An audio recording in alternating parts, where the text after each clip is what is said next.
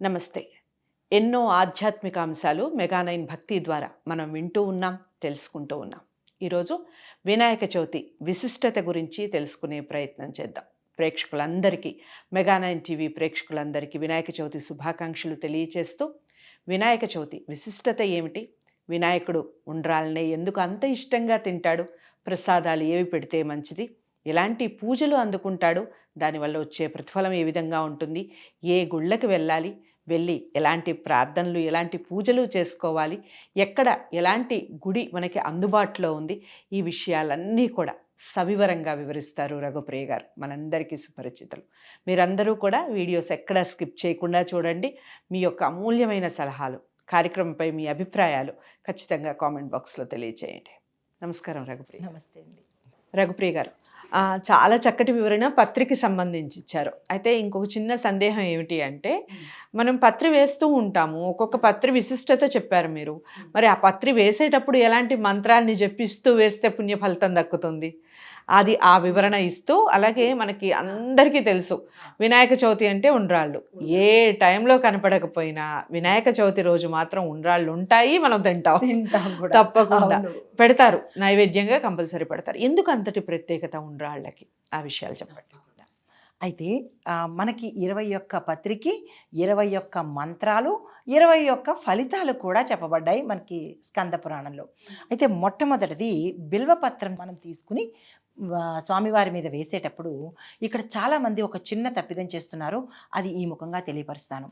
పూజ చేసేటప్పుడు ముఖం మీద విసురుతున్నారు.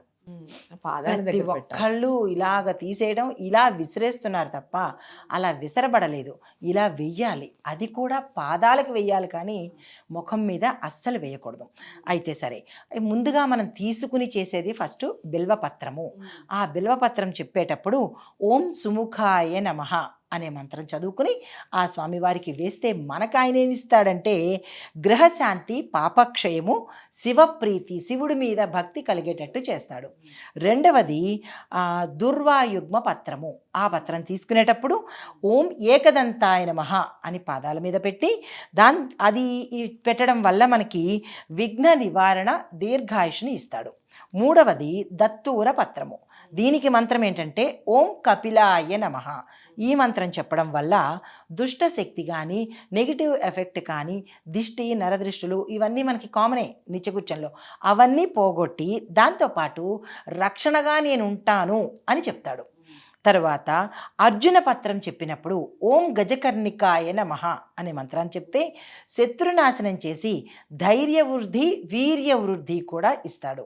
తరువాత బదరీ పత్రము అనగా రేగుపత్రం ఇచ్చేటప్పుడు ఓం లంబోదరాయ నమః అనే మంత్రం చదివితే సంతానము, లాభము, శక్తి ఇస్తాడు.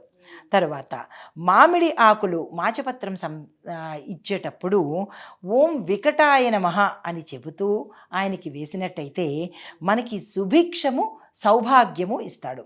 తరువాత జామపత్రము ఇచ్చేటప్పుడు ఓం విఘ్ననాశనాయ నమః అని చెబుతూ మనం తీసుకునేది ఏంటి, ప్రతి పనిలోనూ విఘ్నం లేకుండా నిర్విఘ్నంగా జరిగే తంతుని మనకి ఆయన ఇస్తాడు. తర్వాత పిప్పల ఆకు వేసేటప్పుడు, పత్రం వేసేటప్పుడు, పిప్పల అంటే అశ్వత్థ పత్రం వేసేటప్పుడు ఓం ధూమ్రకేతవే నమః. ఇది రాక్షసుడికి ఆయన సంహారం చేసినప్పుడు తీసుకున్న వరం అన్నమాట ఇది. ఈ చెప్పినప్పుడు పుణ్యప్రాప్తి, పాపక్షయాన్ని, మోక్షప్రాప్తి ఇస్తాడు. తరువాత వటవృక్షము, వటపత్రము అంటారు దాన్ని చేసేటప్పుడు ఓం గణాధ్యక్షాయ నమః అని చెబుతూ ఉంటే మనకి కుటుంబానికి రక్షతో పాటు సంతానాన్ని ఇచ్చి దీర్ఘాయుష్ని, రోగక్షయాన్ని చేస్తాడు.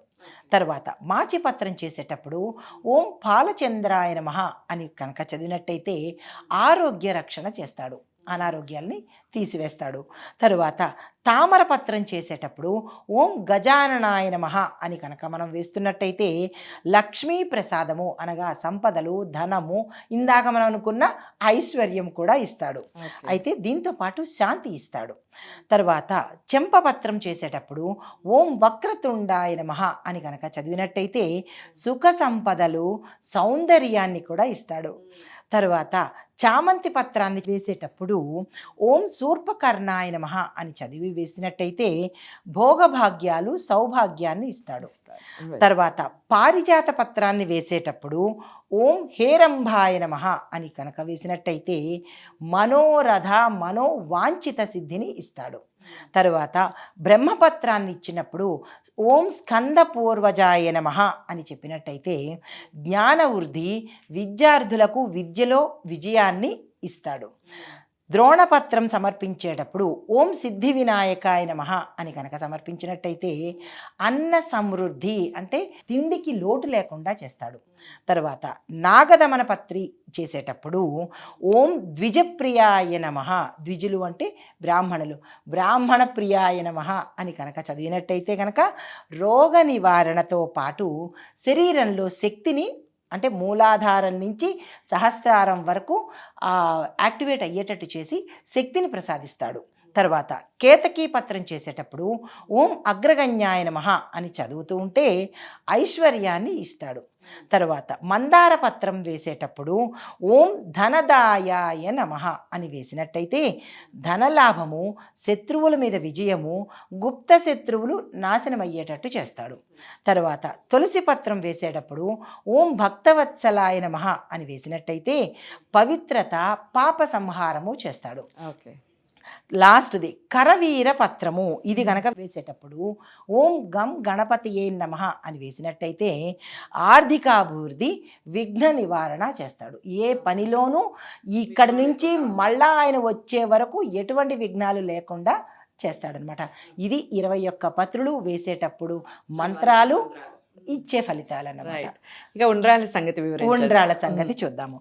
అయితే ఈ పత్రి వేసేటప్పుడు మనకి లాస్ట్లో చివర పత్రం వేసేటప్పుడు ఓం గం గ్లౌం గణపతయే నమః చివరి పత్రం వేస్తున్నాను చెప్పేటప్పుడు ఇది కనుక చేసినట్టయితే కనుక ఎటువంటి విఘ్నాలు లేకుండా చూడడంతో పాటు విశేషమైన పూర్ణాహుతి చేసిన అంటే గణపతి హోమం చేస్తాం కదా, ఆ గణపతి హోమం చేసేటప్పుడు పూర్ణాహుతి చేసినంత ఫలితాన్ని ఇస్తాడనమాట. ఈ మంత్రం లాస్ట్లో మర్చిపోవద్దు. తరువాత మనము ఉండ్రాళ్ళ దగ్గరికి వచ్చేటప్పుడు దీనిలో మనకి పౌరాణికము, సామాజికము, శాస్త్రపరంగా కూడా తెలుసుకుందాము.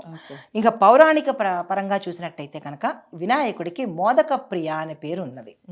ఈ మోదకాలు ఎందుకు ఇష్టము అంటే పద్మపురాణం ప్రకారము ఈయన ఒక్కసారి దేవతలకే మరో పేరు అండి మోదకము, ఉండ్రాళ్ళకే మరొక పేరు మోదకము అంటారు.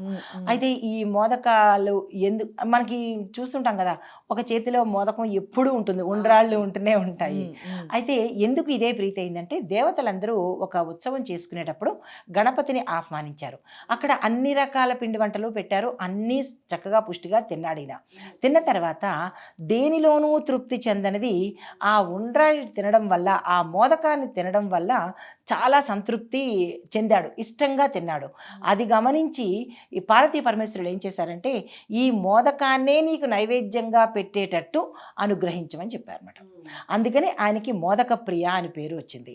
అయితే ఈ మోదకాలలో ఏమిటి వేస్తారు అంటే కనుక బెల్లము, తేనె, కొబ్బరి.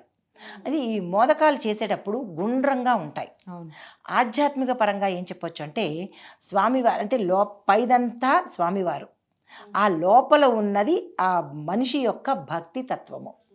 ఈ రెండు కలిపి ఆయనకి సమర్పిస్తున్నాము అన్న ఉద్దేశంతో ఈ మోదకాలను ఆయన ప్రీతికరంగా తీసుకున్నాడు. అయితే మరొక విశేషం ఏంటంటే కనుక ఈ ఉండ్రాళ్ళు పైన గుండ్రంగా ఉండడము భూమికి సంబంధించిన తత్వాన్ని తెలియపరుస్తాయి. అయితే లాస్ట్లో కొంచెం కోసుగా తయారు చేస్తారు, పూర్తిగా గుండ్రంగా ఉండదు. మనం ఇలాగ ఉండ్రాళ్ళు చేసేటప్పుడు ఒక చివర కోసు వస్తుంది, మీరు గమనించారు లేదో, అదేంటంటే మోక్షం అన్నమాట.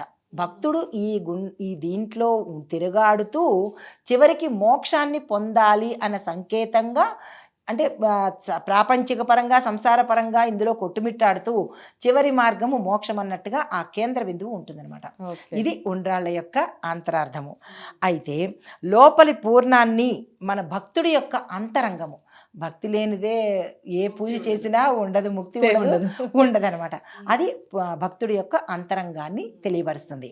అయితే దీంతో శాస్త్రీయ కారణం ఏంటంటే బెల్లము, అంటే మన ఆరోగ్యపరంగా చెప్పుకున్నట్టయితే ఈ సమయంలో బెల్లము మనకి ఐరన్ ఇస్తుంది, అంటే రక్త వృద్ధి, శక్తి ఇస్తుంది. దానికోసము ఇది మన బెల్లాన్ని వాడతాము.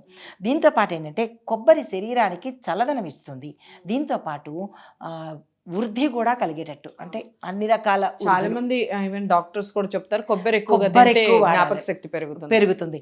ఇంకా చెప్పాలి అంటే కనుక కేశ వృద్ధి కూడా కొబ్బరి వల్ల పెరుగుతుంది, హెయిర్ ఫాల్ అనేది తగ్గుతుంది అనమాట. సో ఇది మన వైద్యపరంగా. అయితే ఈ నువ్వులు దేనికోసం వాడతారంటే కాల్షియం కోసం నువ్వులు వాడతాము.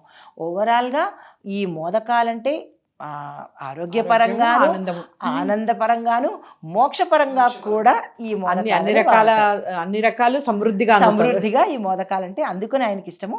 ఇది దాని వెనకాల ఇంత కథ ఉంది. చాలా చక్కటి వివరణ ఇచ్చారు.